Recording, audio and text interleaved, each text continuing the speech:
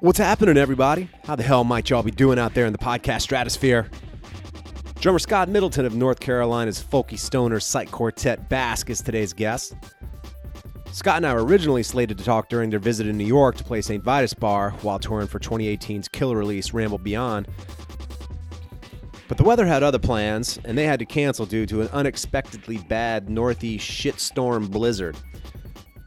So we picked back up and talked about that, as well as the process of recording and mixing Ramble Beyond, Vistalite kits, reflecting on their tour with Weedeater, Hyborian, and the tragic passing of Weedeater drummer Carlos Denogean. Rest in peace, my drumming brother. That was some sad and tragic news, my God. We also touched on Hydrahead records and our mutual fascinations with Cave In and Botch, and much more.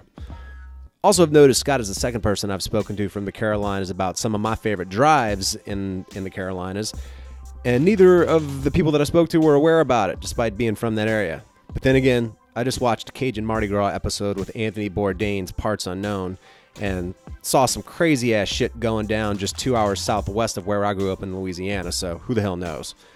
By the way, if y'all haven't seen that episode, you gotta see it. It's just insanity.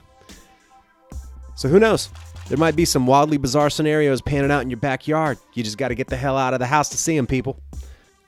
Crash Bang Boom Podcast is now available on Google Play, as well as the usual iTunes Podcast, SoundCloud, Stitcher, my YouTube channel, as well as social media platforms, Facebook and Instagram. Links for all said accounts can be found on my SoundCloud page. So give me a like, a subscription, a glowing rating, review with all the stars and all that good shit. Shout out to my sponsor, New Orleans Record Press. If you're looking to release in vinyl, go on over to NewOrleansRecordPress.com to look at the myriad vinyl coloring, packaging, mastering, electroplating, lacquer cutting options, as well as real-time quote generator. And they print both 12 and 7-inch records in both 150 and 180 gram variants. They'll even help you out with design if need be. So hit them up, and that's NewOrleansRecordPress.com. So here we go, y'all. Scott Middleton, Bask, Asheville, North Carolina, y'all. Crash, bang, boom. Go mad with joy.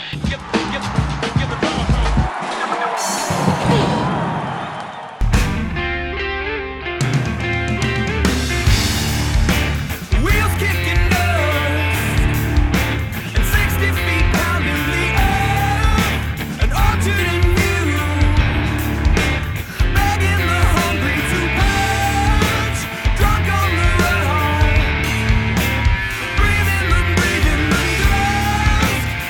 to the sun, all that's left is to run. I feel my legs giving out again. Lead me to the dust.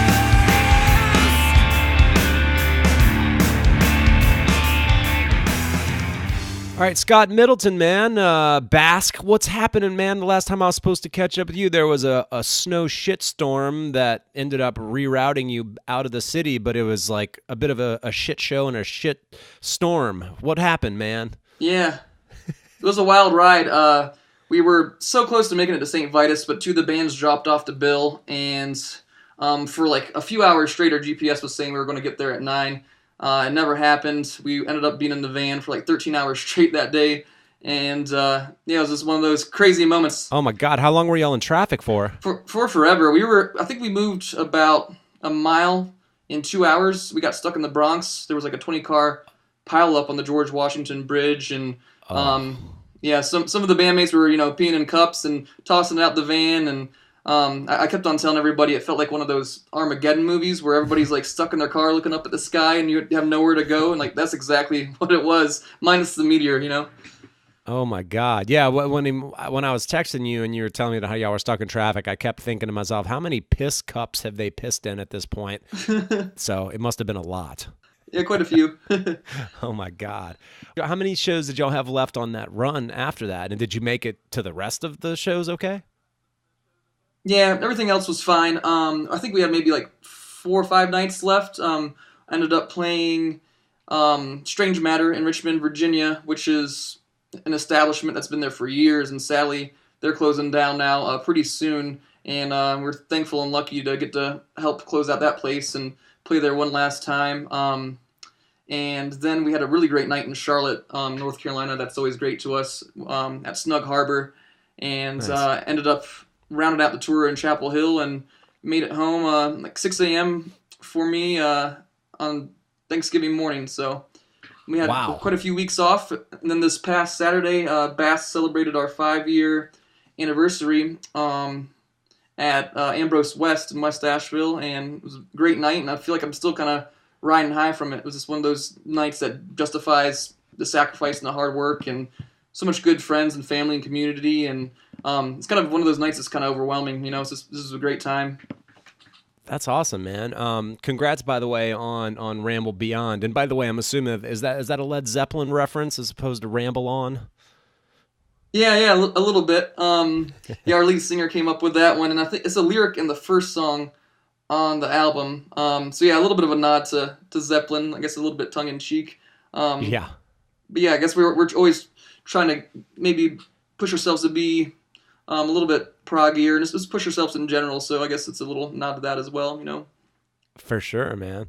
Yeah, I dig the record. It's got a lot of the elements that I enjoy, be it, you know, somewhere between proggy, blues, kind of ethereal, stoner rock. It's kind of a medley of all of those elements, which is super cool. And I was looking at it, and I wanted to ask you a little bit about the tracking of it, but I see that y'all worked with my buddy Andrew Schneider, who ended up mixing the record, obviously who's worked with Cave In and Keel Hall and a list of incredible bands. And it's funny, I keep seeming to interview bands who have worked with him, which is interesting. Yeah, I love his style, man. He's a super talented guy. But did y'all track that in North Carolina and then send it out to him in Brooklyn to have him mix it? Is that what happened? Yeah, he ended up mixing it, but we recorded it with Travis Kameyer he's in Johnson City, Tennessee, which is like eastern Tennessee, only about an hour or so from Asheville, so not too far. It's pretty familiar place to us and everything. And yeah, he did a great job on the album, and then to get it mixed by Andrew Schneider was quite an experience too, because I'm a huge Cave In fan. They're one of my biggest influences as a band, and maybe you can hear that on our stuff. I don't know. Yeah. So yeah, just to work with both those guys was really awesome. Then we got it mastered by Chris Common. He used to play in These Arms Are Snakes. He was the drummer in that band, and Yeah. he's played with some other great bands too. I think Marriages for a minute. I saw him play live with them years ago, and that guy's awesome as well. And yeah, we had like a great team of people work on it, and we're pretty happy with the end result. Well, I saw from some of your posts online that you were a Vistalite guy.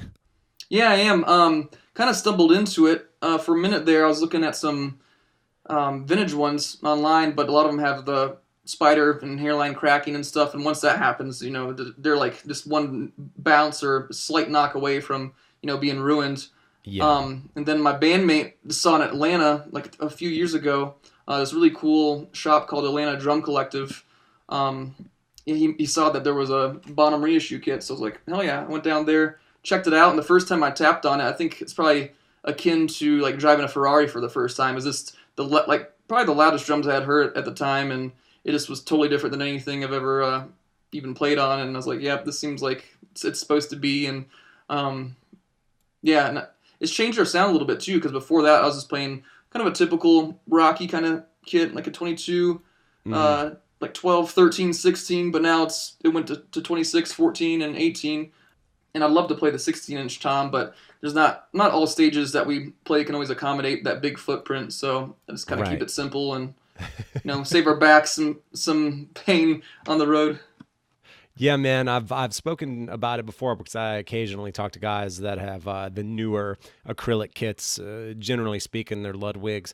I know some other guys, other companies are making them now, but it is funny because I've tracked with one of my vintage ones. I believe it's a 74, or it's like pre-75, because I think the 12-inch tom has smaller lugs on it.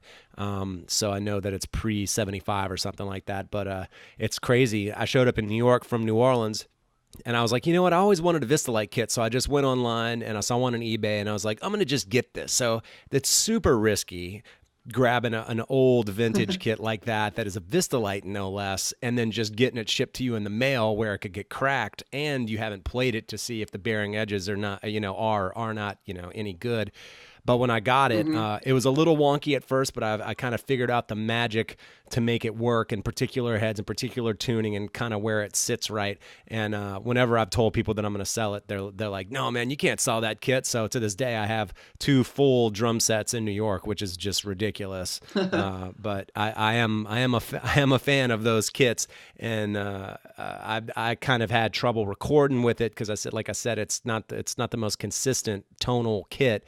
But did you track this most recent record with your Vistalite kit? Yeah, so the first album we did, American Hollow, we put that out in 2014. That was with pretty a mid-range kit. I'm drawing a blank kind of as a Tama, one of the Tama mid-range kits, but at the time, long story short, I had some gear stolen and ended up getting that. But then when I moved on to the Vistalite, I used the Vistalite on Ramble Beyond, and you can definitely hear the difference in the 2 albums. We got a much bigger drum tone out of Ramble Beyond, and I'm really happy with the snare tone on it too. I think we used the 8x14, I think it was mahogany, and it wasn't my snare, it was Travis's at the studio, and man, that thing sounds really, really fat. And yeah, I was really happy with the tones we got out of it. Yeah, man, the whole record really sounds great, from the guitars to the vocals, the overall mix, the drums, bass, across the board. I think it sounds really good, so I can see how you'd be proud of that one, man. Oh, thanks, man. Appreciate it. Yeah, dude. Going into 2019, do y'all have any other shows? Are y'all, going into post-production for another record, or what do y'all have going on this coming year? Yeah, it's pretty much hibernation time for us, which is good. It's been a pretty busy year. We had 2 tours back in the spring. We toured with Weedeater and Hyborian for Weedeater's 10th year reunion, or 10th year anniversary, excuse me, of God Luck and Goodspeed, and that was a crazy-ass tour, but it was awesome. And speaking of that, I want to pay my respects to Carlos of Weedeater that passed away a few months ago. Like, he was an awesome dude, and it's still hard to fathom, but man, it was great getting to know him on that tour, and sadly he passed away back late summer. So yeah, I just want to pay my respects to Carlos out there. I hear you. But yeah, so we got that done, and we're just going into hibernation, and we've got like 5 to 6 songs. It's like kind of mostly skeletons, but they're all kind of close. It's more like scrubbing them down and giving them that shine at this point. And we're trying to hit the studio by late March, and we'll be putting out our first record, hopefully in 2019, through Season of Mist out of Paris, France, that we just signed to a few months ago, and we're really honored to be part of that label, and it's definitely a big step up for us, and it's an exciting time because we're not totally sure where it's going to go from here, but we're hoping to ramp it up and take our musicianship and our playing and this album to a next level. So it's exciting. Wow. That's awesome, man. Going back to Carlos for a second and Weedeater, I honestly didn't even know that had happened. I had reached out to Travis, who I knew from when he was playing in Whores, and then I knew that he had been playing with Weedeater for some time, but he wasn't on that tour, so I know Carlos had sat in, or I don't know if he joined the band or what had happened, but I actually missed that show to just scheduling conflicts, but I'm not even familiar with what happened with him. What happened? I think it was a brain aneurysm, sadly, and man, he was like such a vibrant guy. Had a great laugh. This awesome dude, and I remember him before quite a few shows doing push-ups, like back behind the curtain, backstage, and stuff like that. I was like, you know what, I need to take a little bit of Carlos's attitude before a show and bring that. And man, he was such a good showman too, just doing the stick twirling, and he'd be at the front of the stage with his kick drum at the front of the stage just set up, and just being a really focal point of that band. And yeah, man, he just had a great vibe and a good heart, and yeah, we're all gonna miss that dude, and it still really hasn't sunken in, to be honest. Yeah, wow, that is fucking super unfortunate. My God, man. Yeah, it's a bummer, man. Yeah, Jesus. Well, let me ask you this, man, and some of the genres or subgenres that I was running down that I feel like your band embraces. What was some of the music that you grew up listening to? Was the radio on in the house? Were your parents into rock or blues or classic rock or any of that stuff? Yeah. We got a lot of distinct memories of like going to the dump with my dad on like Saturday morning, listening to classic rock and stuff. Everything from Zeppelin to The Who to Pink Floyd and whatever. And then when I first started playing drums, yeah, I'm definitely not too cool for school because I grew up playing a lot of new metal. This was like maybe 99-ish or so, and that's when Right. all that stuff was hot. And Right. yeah, I learned by playing this like along to a lot of songs. I just like would have these two speakers facing right at the drum kit on either side, like one to the left the snare, one to the other side of I guess the floor tom, Yeah. and would just blast stuff and try to play along. And I feel like that helped me grow kind of quicker. So yeah, a good bit of new metal early on, and then kind of got into screamo and metalcore, and then I feel like I finally evolved into better metal taste, after that. But that was kind of my musical upbringing. But for me, I guess in my early 20s, I discovered Hydrahead Records, and that was the end all be all for me. Like that label still to this day. Like I've thought about getting a Hydrahead tattoo. Oh For yeah, the past man. 10 years or so. Like that label is everything. I just felt like I found home because it was like heavy, but it was like cerebral and emotional, and it wasn't like caveman metal. It was there's just a different level to it, and that always resonated with me. And yeah, this Hydrahead Records was it. And I don't think I'll ever will have a moment like that to where I feel like I found my home. You know what I mean? And I just remembered that feeling, and it was really cool at the time. Absolutely. What were some of the bands in particular that you were enamored with from that label? Because I think when I first became kind of conscious of Hydrahead Records was probably via Botch's We Are the Romans, which came out, I guess, in like 99 or so. And maybe I heard it more around 2000. But that's when I kind of became aware of them, and then started kind of looking at their catalog and recognizing some of the other killer bands that were on it. But what were some of the bands that you were into from that label?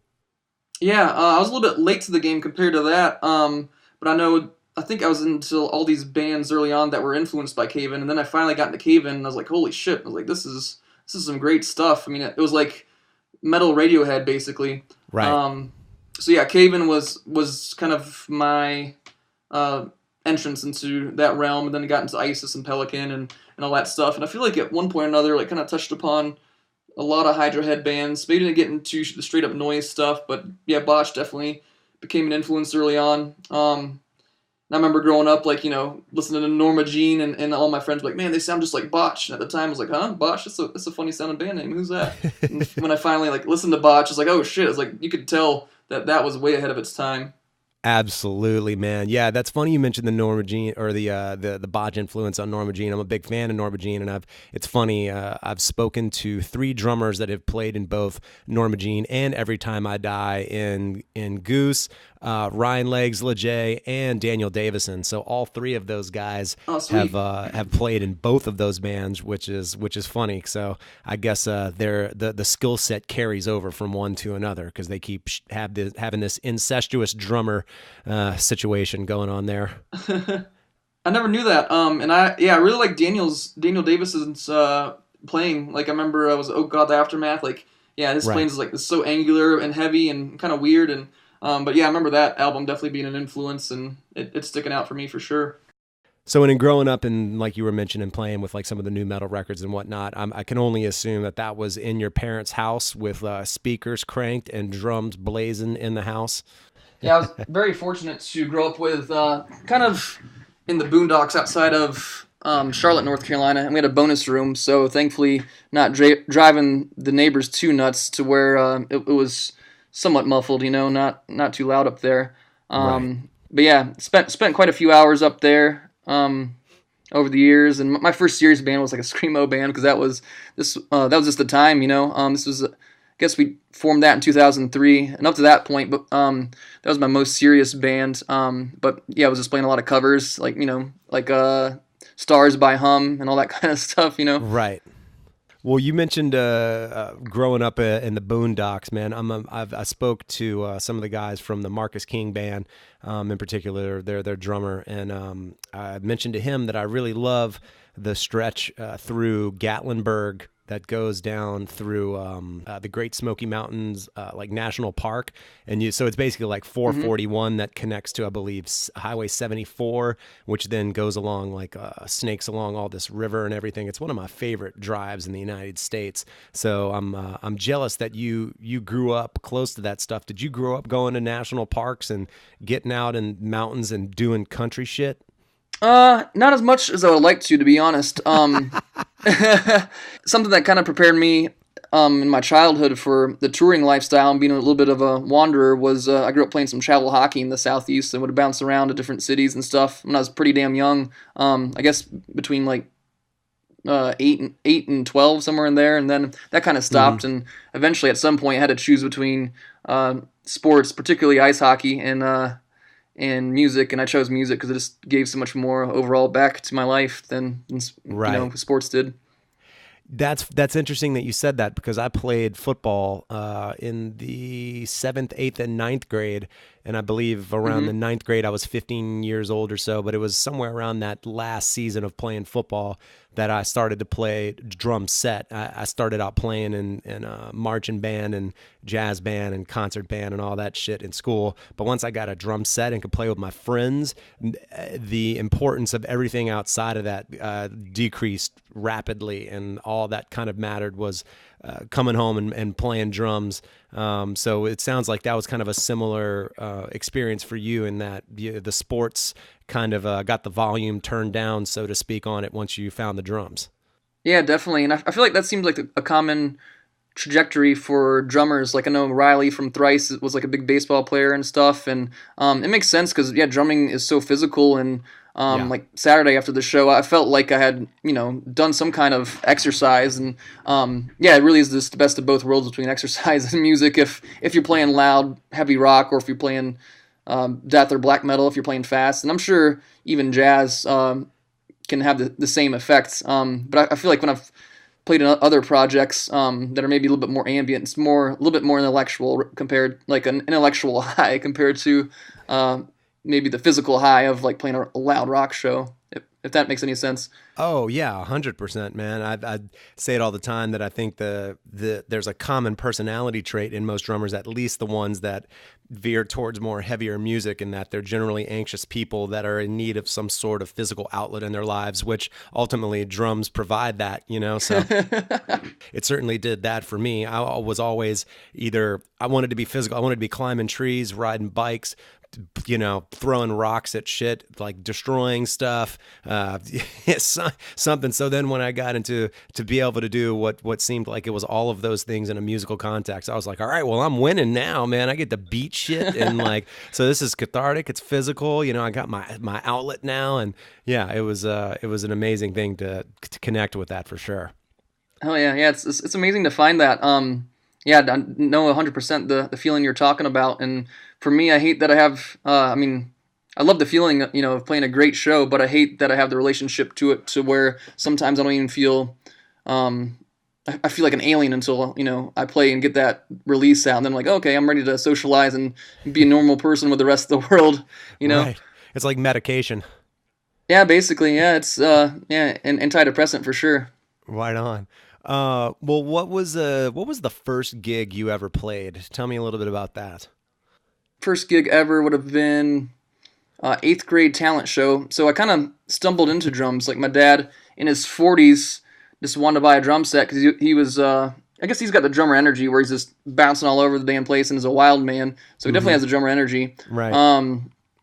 So yeah, he got a drum kit in his 40s, and I had some friends wanting to play a talent show. And they kept pushing me, and I was pretty anxious to do it because I just, didn't have a lesson or anything, just barely tapped along at that time. But I ended up playing with it. We played Blind by Korn and Smells Like Teen Spirit, which are, staples, I guess, for your first show. Right. And I remember, it wasn't great by any means, of course, but I just remember I got that high and that bug and the buzz at that moment. I was like, oh shit, this is what it's all about. And it's been pretty prevalent in my life ever since. Right. Yeah, I'll never forget that. It was quite a moment. I hear you. Do you remember the first one beyond that? Like the first show that you played out at a club or at a VFW hall or whatever it was, beyond or sort of outside of the school environment?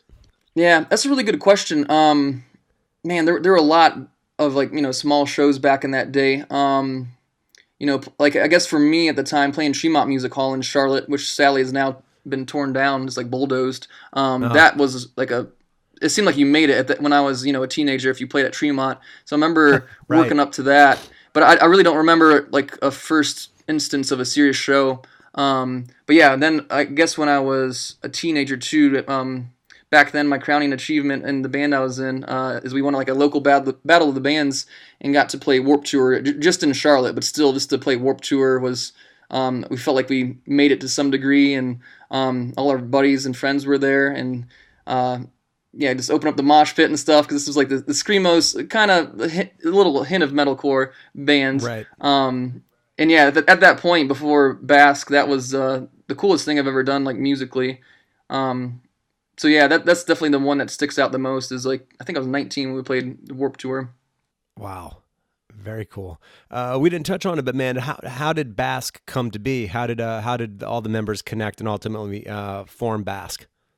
Yeah, so I think quite a few of us all came to Asheville kind of seeking the same kind of thing. I moved up here to get back into music because I actually went like 6 years or so in college without playing really anything at all. I'd still drum in my house and stuff, but like was not a serious player or anything. So really, I wanted to get back into it. Yeah, yeah. No, I guess a part of me was like missing during those years. You know, I got to listen to a lot more music, and but I kind of became a little bit more of a critic, which I was like, you know what, I know in the back of my head I can play, so don't be a critic when you can do it. Just go out there and do it. So yeah, came to Asheville wanting to play some more music, and a mutual friend introduced Ray Worth and Ray Worth is the guitarist and backup vocalist, and him and I jammed for a year and a half and tried out many people, couldn't find the right fit, and then Jesse Van Note, the bassist, kind of fell into our laps via Craigslist. He had a couple references that we liked, like mentioned like Deftones and Earth, and nice. He mentioned Cobalt, the like black metal band, and I was like, oh, that's a deep cut. Like I was obsessed with Cobalt for quite a few years because they're kind of yeah, I know the drummer, singer, songwriter Eric. Oh yeah, that guy's badass. Yeah, he's a really great drummer. He lived in Brooklyn for a really long time and played in bands with some of my friends. Yeah, it's like Tool meets black metal meets like folk meets I don't even know, but one of the first time I put on Gin, I was like, it was one of the most cathartic and like violent experiences musically I've ever heard. I was like, holy shit, what is this? Wow. But yeah, he just had some influences and touring experience, and it clicked on that level. And then we added Zebulon Wright on lead vocals and guitar, and putting our nose to the grindstone ever since. And we had our first show in December of 2013, and then this past Saturday we celebrated our 5 years of being a band, and it's been a wild ride. And like I feel like I've crammed more life and experience into 5 years with those guys than like probably the previous 10 to a good degree. Yeah. Well, what do you do when you're not out playing these shows, and how have you been able to balance sustaining yourself and getting out and doing tours and whatnot? Yeah, that's a good question. So I'm always slowly chipping away at becoming more independent and self-employed, and I feel like I'm about 80% self-employed at this point. But yeah, long story short, I do a music therapy program in town called the Rhythmic Arts Project of Asheville. And the Rhythmic Arts Project is like this organization founded in California by a famous drummer, and it is a program that like this uses drums and percussion to educate and empower people with disabilities. So it's just basically like a really cool way to teach people. You know, like you can teach some really basic math and colors and life concepts through drums and music, and I've had some pretty profound moments in that as well, and I've been working with people with disabilities since like 2007. Wow. In various capacities, but yeah, I'm slowly that's becoming my main thing, and I teach some other private drum lessons on the side as well, which is interesting because the breakdown, even like opening and closing the hi-hat, like something that you and I probably don't think about a lot, you know, like the actual mechanics of it. Just thinking about things to that nth degree make you appreciate it, and I feel like this makes you a little bit better musician just by taking it to that level. Sure, yeah, reanalyzing those fundamental steps that have been so long forgotten in your journey in playing does have a tendency to sort of make you refine some of those fundamentals. I just started occasionally giving some drum lessons here and there as well, and it took me back to just learning the damn instrument and how you sort of start off as a baby, so to speak, and just acquiring it and acquiring a vocabulary and a voice on it is quite a damn journey. My God. Yeah, it definitely is. And for like a lot of younger kids, I think I've realized I just want the goal for it to be, I want them to learn something, obviously, but I want it to be fun to where it's not so overwhelming or to where they'll want to return to it. Because I remember for myself, I was kind of forced to take drum lessons at an early age, or when I first started playing, and then like I didn't like it, and then like a year later I was a little bit more mature and decided to take them on my own, and that's when I really reaped the benefits of it. And Right. so yeah, I just want to make sure I never push anybody away by being too much of a hard ass. I just want it to be fun, and hopefully there's a lot of learning involved, and that like it just kind of grows independently in a way. Now, Scott, before I let you go, man, tell me a little bit about some of the other projects you got going on. What's happening in Asheville, man? I also play in a shoegaze like post-rocky band called VIA. Okay. I play in kind of like an ambient bass and drum duo called Wounded Hollow. Okay, cool. And I'm also been playing with this trio called Chondroma, which is like kind of like an ambient pedal steel improvisational kind of thing. So just wanted to give all my Nice. people a shout out because I love all those guys and gals, and want them to know I love them just as much. And shout out to my boys in Bass too, because yeah, we're all in this community together, and we're all just hitting it hard at what we love to do. Absolutely. Staying busy in Asheville. Look at you hustling all the gigs. Damn, dude. Trying to, man. Yeah. Had a really cool gig at the Asheville airport a couple weeks ago. Really? With Chondroma, the pedal steel project, and yeah, like kind of we did a little ode to music for airports, and I think a lot of the people were like, "What the hell's going on?" You know, we're at a departure gate and an arrival gate, and people are just coming and going, and we're over here just like creating this drony wobble of a noise, and they're like, "What the hell?" But there's actually some good response. A couple of people I think kind of got it, but that was a really cool experience recently. Very cool. Well, shit, Scott, man, it was good talking to you. I'm glad we finally got to catch up. You'll have to give me a holler if Bass comes back through New York, obviously, or if I take a trip down through the Nantahala National Forest and or the Smoky Mountains or the Rocky or any of that area. I'll have to give you a call, man. We'll catch up. Yeah, man. Well, I'll show you some good Asheville beers, and we'll talk drums. And there's actually like a ton of damn good drummers in this community. It's really crazy. I feel like there's like between 10 and 30 I can name off the top of my head. But Wow. yeah, there's a lot of inspiring people around here, musically, creatively, and otherwise. And yeah, we're all happy to call this place our home. That's awesome, man. Yeah, I gotta come say hey to y'all. Get the fuck out of New York, man. Yeah. Right on, man. Well, shit, Scott, good talking to you, buddy. We'll have to catch up soon, and hope to have a good 2019, and look forward to whatever projects you got coming out, man. Yeah, man, I'll keep you posted, and thank you so much. It's been a huge honor to be a part of your podcast alongside so many awesome drummers that I look up to and admire, and yeah, man, I really, really appreciate it. Thanks, dude. Of course, man. Have a good one, bro. All right, see you, man.